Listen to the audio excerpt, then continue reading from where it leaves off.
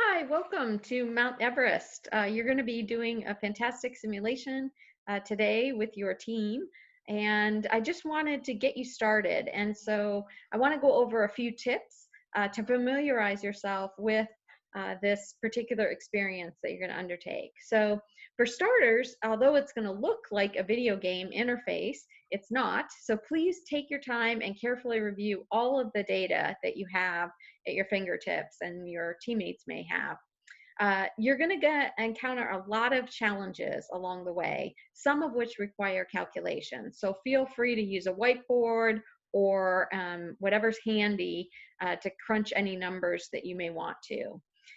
Another thing is that you may actually get separated from some of your teammates. Some may make decisions about whether to ascend or not. You may have a problem along the way. If you do get separated from your team, don't disengage. So stay in the game. Try to be as helpful as possible to your teammates because, even if you're rescued, you can be helping them out with information, experience, what have you. Each leader will go ahead and advance the team into the next round. So he or she is going to have the discretion to move you from camp to camp. However, you'll be each inputting your own individual decisions along the way also. So you want to be in communication about making these decisions. It's important to note that you don't have to stay together. Okay, so the only thing to keep in mind, or main thing, is that you can't receive medical supplies if you're not with the doctor. So if you're separated from the physician, you won't be able to get the medical, at least treatment, that he or she may have with them. You do have one buffer round. So take your time. The early couple rounds are slower. There's a little bit less to decide on as far as things go. You have a little bit more time to get comfortable with the interface, familiarize yourself with working together. How are you going to approach communication and things like that, especially since you're at a distance. You want to go ahead and embrace your role. So it's very personalized roles that you're going to have. Go ahead and get into it as much as possible. Own those roles. Anything that's not given to you as far as information, you can go ahead and ad lib. So there is some discretion that you have. The first two rounds I mentioned are less eventful. So those can be rounds, again, that you're continuing to work together to reach kind of the process that you want to undertake.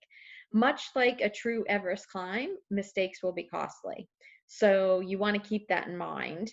And as far as the simulation goes, it's helpful if you want to start with either Chrome, Firefox, Safari, or Edge. But if you have any difficulty, first of all, try closing out of any and all other programs.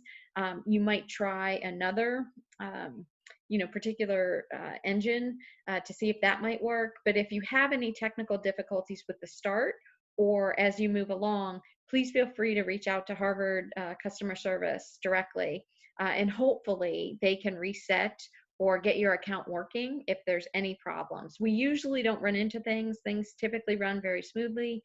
They've been great about things, but just wanted to mention that in case anyone runs into any difficulties.